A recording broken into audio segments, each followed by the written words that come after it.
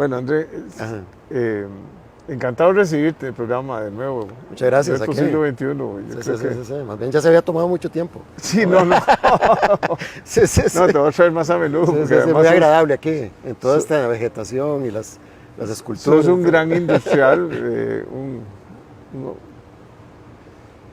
un hombre de empresa, que lucha Sí. ahora con todos los problemas que tenemos Sí, sí, complicados, ¿verdad? Porque yo siento que el mundo se ha complicado, ¿verdad? es complejo, digamos, es complejo. Sí. Se ha hecho complejo. Yo no sé, complicado es si uno tiene una mente complicada. Sí, sí, pero es complejo, eso sí. Es complejo. Hay muchas variables, ¿verdad? Muchas variables, sí. Subieron las tasas de interés en dólares y en colones, ¿verdad? Y Exactamente. eso afecta la liquidez, ¿verdad? De muchas Sí, empresas. sí, sí. Bueno, la inflación sí ha ido reduciendo, ¿verdad? Ujú, ujú. Ahora le amenaza a Rusia y los Arabia Saudita y creo que es Irán Ujú. hacer ahí un nuevo reducción de la producción, ¿verdad? Sí, ese es el eterno. Claro, Estados Unidos ahora es tan predominante en el mercado petrolero que les cuesta más dominar la oferta, ¿verdad? Porque Estados Unidos tiene una oferta bastante grande ahora de petróleo y de gas natural, entonces la OPEP ya no tiene el poder que tenía antes. Pero van a tratar, eso no les impide tratar, y no les impide que mande señales alcistas, ¿verdad? Subió ya Subió un poquito, un sí. poquito el petróleo. Sí, sí, sí. Y el petróleo sigue siendo un producto que genera inmediatamente una actividad, multiplica todos los costos, ¿verdad? Es que Genera una sustitución de consumo, genera una sustitución de consumo que afecta el bienestar de todos. O sea, a diferencia de otras sustituciones de consumo, ¿verdad? El petróleo, cuando afecta casi todas las cadenas, ¿verdad? Sí, es que uno no se imagina que prácticamente en todo está el petróleo, ¿verdad? En una silla, en el envase, en los carros, en todo lado, ¿verdad? Y la gente solo dice, es la gasolina, es el diésel. No, no. El petróleo es un mundo. La petroquímica fina. Yo soy ingeniero químico, pero nunca ejercité, no soy honesto. Y uno ve, por ejemplo, Singapur, no es un país que tenga petróleo, no tiene ningún pero recurso. hizo toda una industria petroquímica fina. Y entonces tiene una actividad importante. O sea, es que la tecnología es lo que hace que un mundo... Y los valores agregados, porque vender petróleo no es... No tiene ningún... No, estamos evidentemente en la era del conocimiento. O sea, para explotar cualquier cosa se requiere tecnología y conocimiento. Entonces, Venezuela tiene mucho petróleo, pero no tiene conocimiento. No puede arrancar las refinerías. Y tampoco tienen los incentivos de mercado para que la gente llegue a invertir. Los tuvo en alguna época. Venezuela, cuando las petroleras eran privadas, Venezuela era una potencia mundial, ¿verdad? O sea, de hecho, llegó a ser la segunda potencia mundial de Latinoamérica, la segunda potencia de Latinoamérica, ¿verdad? Cuando las compañías petroleras eran privadas. Cuando se nacionalizó el petróleo fue cuando entró en problemas Venezuela. Pero ese conocimiento, esa tecnología solo existe en el sector privado. Nunca va a existir en el gobierno. No existen los incentivos adecuados para que el conocimiento llegue al gobierno, ¿verdad? O al Estado. Sí. Vos ves una Recope que no cambió de nada, no hizo nada, es importa, lo almacena ahí en unos tanques grandes y después, de ahí en adelante, es el sector privado distribuye. Y tiene una buena logística, pero ojo, que la logística la subcontrata.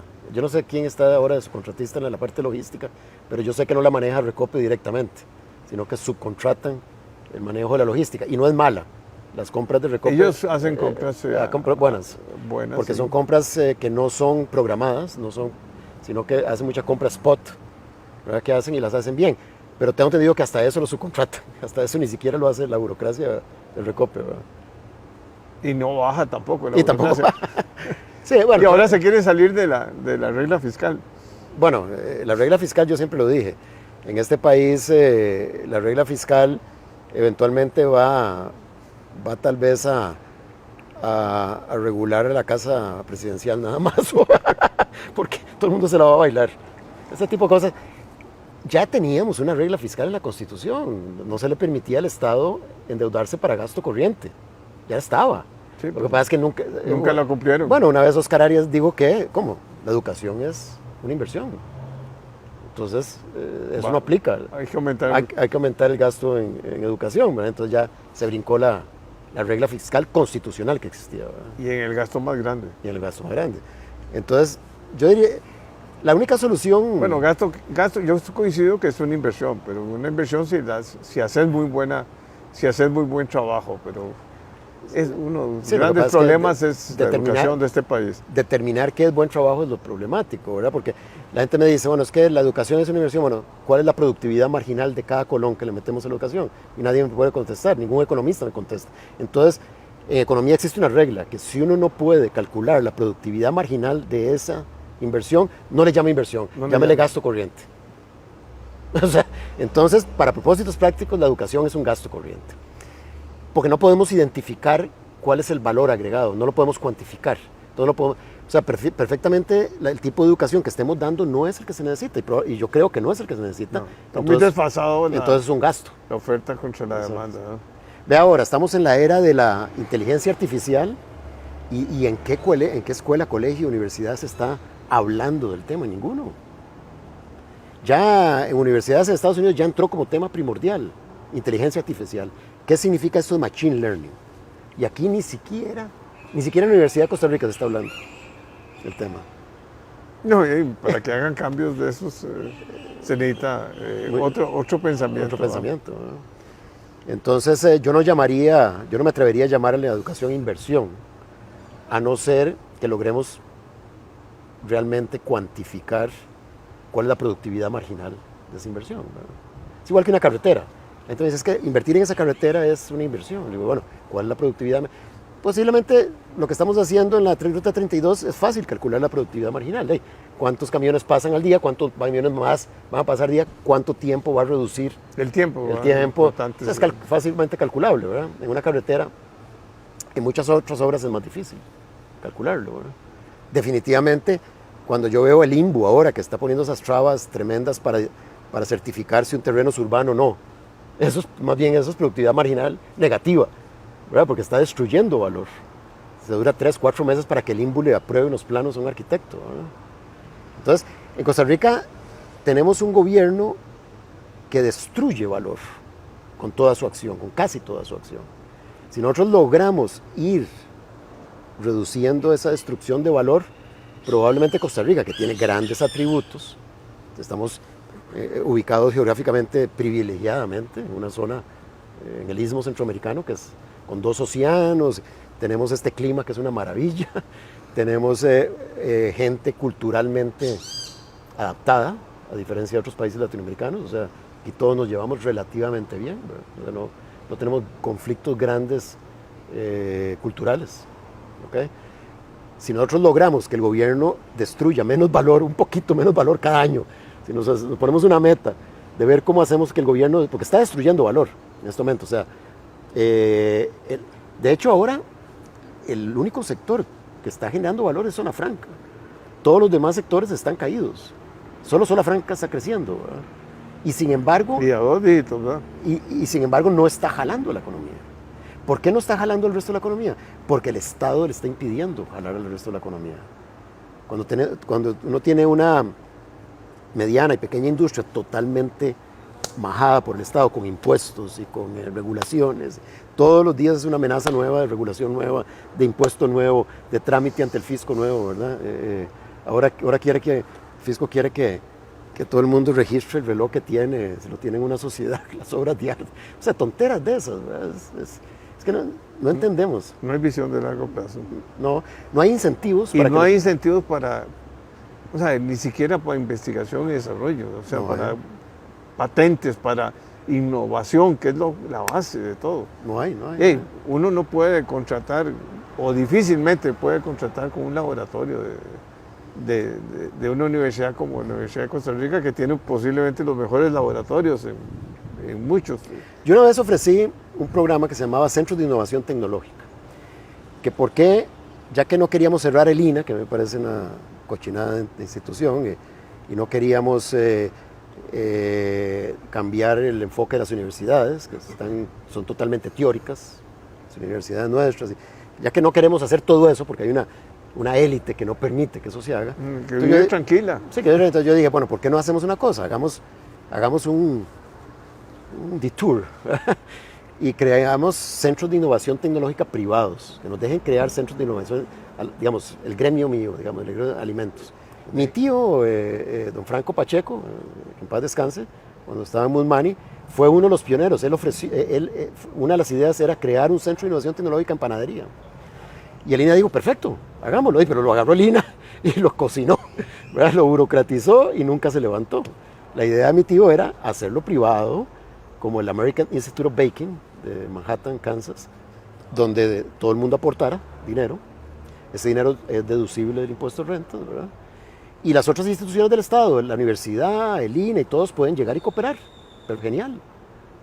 Las universidades ahí sí, uno puede pedir prestado profesores del CITA o que vengan a dar los cursos o que vengan a hacer la investigación y uno pone el dinero para hacerlo, ¿verdad? Esa es una manera.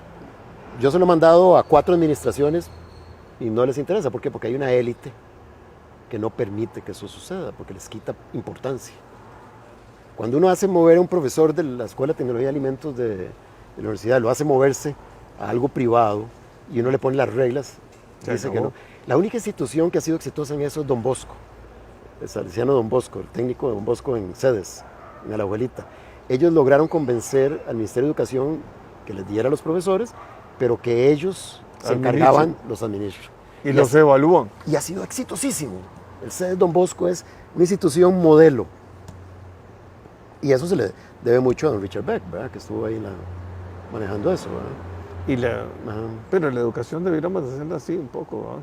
O sea, siempre he dicho ¿por qué seguimos con este modelo de 90,000 empleados tiene el Ministerio de Educación Pública? Es un monstruo.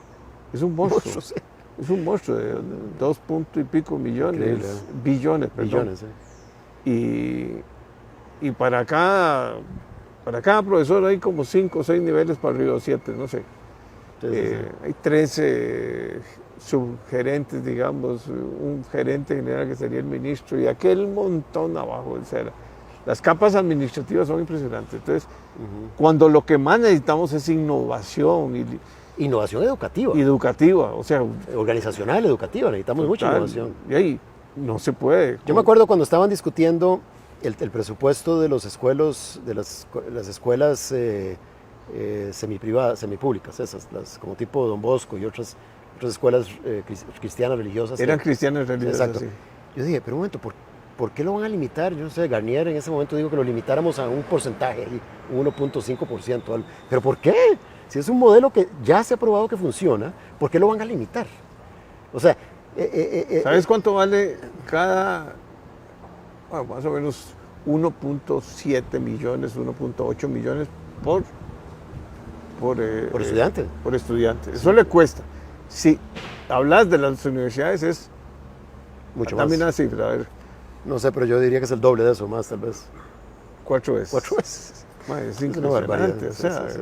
No, 4 no, 3 veces. Sí. Son 4 puntos y pico millones de colones, que ahora serían como 8,000, 9,000 dólares, que es casi una universidad en Europa. O sea, ¿qué está pasando? O sea, simplemente, y no tienen ninguna movilidad. Esas universidades públicas, aparte del modelo que tienen ahí, que me parece a mí el tecnológico, que es muy eficiente. Bueno, fue en una época, ahora se ha burocratizado. Ya se burocratizó. Sí, claro. Los programas están burocratizados, ya además, no es el mismo tecnológico de antes, ¿verdad? Ya lo convirtieron en una universidad estatal más, ¿verdad? Hay algunos programas que todavía funcionan, mecatrónica me gusta, ahora creo que metieron biomédica que me gusta, pero todavía le falta. Ahora, eso no se va a conseguir hasta que todo el mundo cambie la mentalidad, hasta que nos demos cuenta que la educación tiene que ser igual que cualquier bien o cualquier servicio, tiene que estar sometida a la rigurosidad del mercado. Y a las evaluaciones. Bueno, sí, lo que pasa es que la evaluación de arriba hacia abajo siempre sigue siendo arbitraria, ¿verdad? El mercado es el único que determina. Hay que darle algún tipo de apertura al mercado, como hicieron en Florida ahora. ¿Qué es lo que hizo el gobernador de Florida? Abrió el programa de vouchers a todo el mundo. Entonces ahora cualquier estudiante puede escoger, recibir su voucher y vaya a escoger la escuela y toda la cuestión. Y esos vouchers pueden servir de pago parcial o pago total, dependiendo la calidad que uno ande buscando. Entonces, si uno anda buscando una escuela alta y vale un poco más que el voucher, entonces uno paga el resto. Entonces, el Estado, digo, yo puedo darles a cada persona un voucher por tal monto. Ustedes lo aplican en Por eso, 1,5 millones, 2 millones por sea. estudiante. Pero, Sí. pero Yo creo que con el INA se puede hacer eso y pues sería muy exitoso. Al trabajador se le da un voucher. Usted vaya, aplíquelo en institutos privados o donde usted quiera y lo usa. Pues sería facilísimo aplicarlo en el INA. Sería muy, muy sencillo. No, y pasa, bueno, no sé, yo veo, por ejemplo, Europa son 4 años para sacar uno el título de bachiller y 1 año para sacar la maestría. Aquí vaya a la Universidad de Costa Rica. ¿Qué pasa? Llegan 6 años. Y no han El sacado. promedio, es 6 años es el promedio. O 5. El que es muy genio, 5 años, ¿verdad? De una educación teórica, totalmente teórica, muy poco práctica.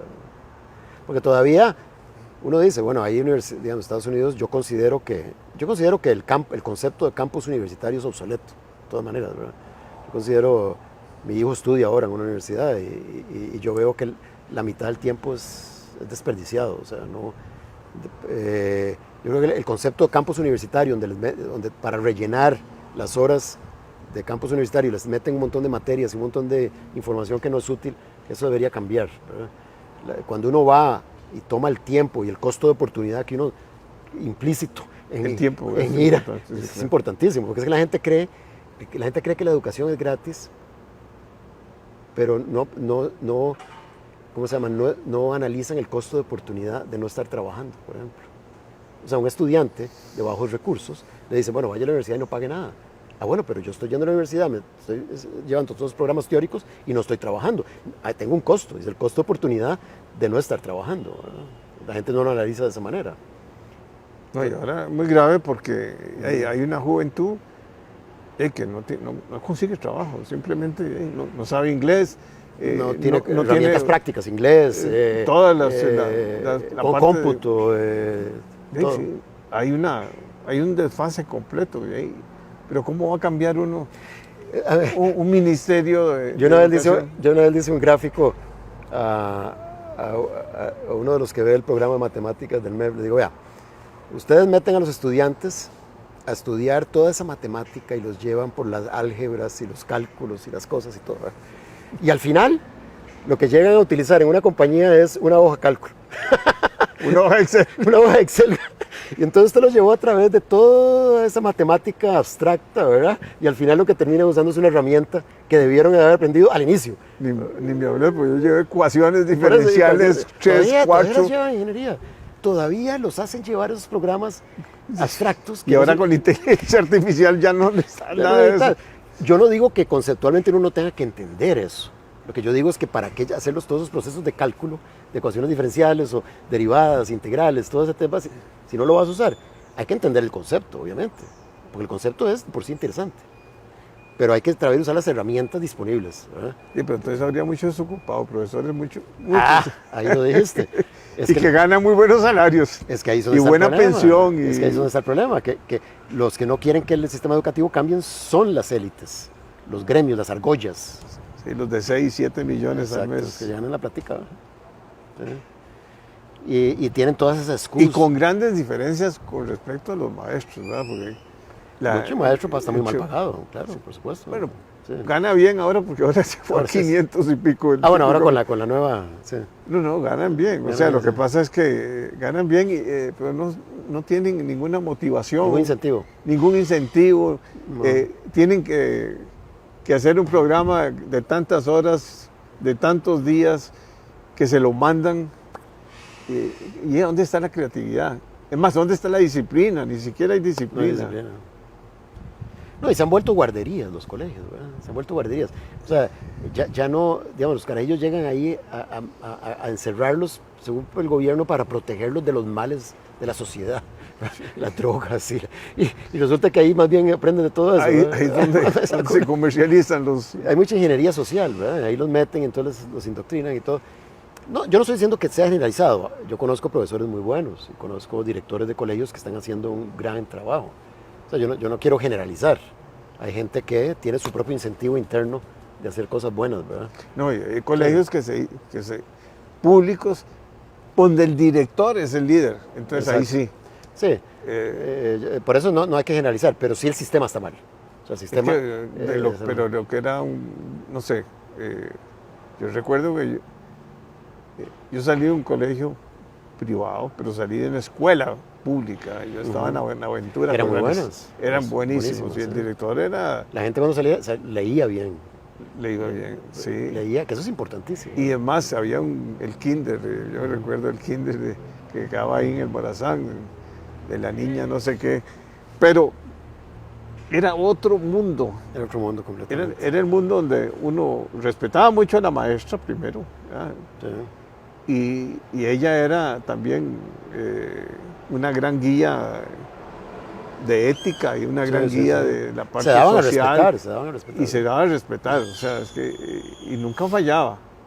No había incapacidades continuas ni problemas, porque había un director muy importante. Exacto. Y claro, también tenían todo lo que era deportes y lo que era música y todo. Pues, ahora, las diferencias de clases preocupan. A mí me preocupa mucho. No, claro, porque la movilidad del ingreso se ha reducido en Costa Rica. Ya no hay, o sea, hay muy poca posibilidad de movilidad del ingreso. O sea, la gente entra al mercado laboral y la escalera para subir en el ingreso es una escalera, es casi, o sea, es ¿cómo se llama? Un obstáculo completo, ¿verdad? De subir. Antes se daba la movilidad laboral, uno entraba a una empresa y la misma empresa con sus recursos le ayudaba a capacitarse. Y bueno, yo todavía tengo muchos colaboradores en la empresa que los hemos capacitado y hoy en día son gerentes, y son jefes y ganan muy bien. Pero eso se ha ido, ¿por qué? Porque ahora el título se convirtió en el Dios, ¿verdad? Sí. Entonces ahora todo el mundo tiene que, para ir subiendo, cree que necesita más títulos. Pero el título cada día se vuelve una herramienta menos útil también. Entonces, por otro lado, entran a las empresas y con mucho título y tienen que bajar su expectativa porque tienen que reentrenarse, ¿verdad? Entonces es un gasto doble para la empresa, ¿verdad? Hay que buscar... Y hay muchas universidades que también dan títulos... Express. Títulos por no decir otra cosa, por Uber. Uber títulos. Uber títulos. Sí, la educación privada a nivel superior está tan mal como la pública. ¿Por qué? Porque el Consejo Superior Educativo ha hecho que el estándar en universidades privadas sea igual de mediocre para todas. Yo digo que hay que ponerlas a competir, hay que eliminar el Consejo Superior de Educación por completo y que compitan a la brava, pero que sea el mercado el que decide y que sean entes certificadores privados los que determinen quién está preparado y quién no el gobierno, no ese montón de burócratas. Hay que cerrar el CONESUP y todos los consejos hay que cerrarlos, el Consejo Educativo y el Consejo Superior. Bueno, yo hoy salgo con una teoría también un poco de esa. O sea, yo creo que hay que tener una planificación de largo plazo, pero que... Un norte, no una planificación, un norte, digamos. Un norte, digamos, una guía. Una guía, sí. Una visión. Una visión de futuro. Visión, sí. Porque no puedes tener vos un colegio y una escuela y universidades y institutos técnicos y todo el mundo, cada uno haciendo... Bueno, el mercado resuelve. En países donde no es tan regulada la educación, por ejemplo, yo pongo el ejemplo de Nueva Zelanda, que eliminaron mucha regulación en la educación. Pero es que no es mucha regulación, pero sí por lo menos orientación. Se dice, uno le tiene que decir, mire, el STEM, digamos, lo que es toda la parte tecnológica y ingenierías y matemáticas, todo eso, es lo que está demandando, porque ahora tenemos otro modelo. Bueno, lo que pasa es que, claro, esa es digamos, uno puede priorizar la asignación de recursos del Estado, ok, eso está bien, pero no puede limitar a la gente en lo que estudia, ¿verdad? Que estudie lo que porque quiera, la sociedad necesita poetas, y necesita filósofos, y necesita, sí, pintores, tal vez no tantos, pero tal vez no tantos, pero lo necesita. Yo lo que digo es que sí el Estado, dado que son recursos limitados, tiene que priorizar. Y yo estaría de acuerdo cuando es una asignación de recursos centralizados como el Estado, que hay que determinar qué el es financiamiento, becas sí, y todo lo que sí, es. sí.